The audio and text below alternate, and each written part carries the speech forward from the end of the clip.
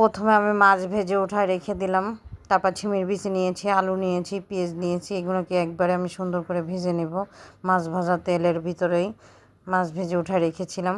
তারপরে দেখো সুন্দর করে এগুলো ভেজে নেব। আমার ঝিমের বিচিটা কেমন যেন গন্ধ লাগে, আদা রসুন পেঁয়াজ নিয়ে ভেজে নিয়ে দিয়েছি। পরে বাটা পেঁয়াজ আর একটু দিয়েছি, ধনিয়ার গুঁড়া জিরের গুঁড়ো, তারপরে মশলা লবণ নিয়েছি, হলুদের গুঁড়া গুঁড়ামরিচ সব মশলাই নিয়েছি।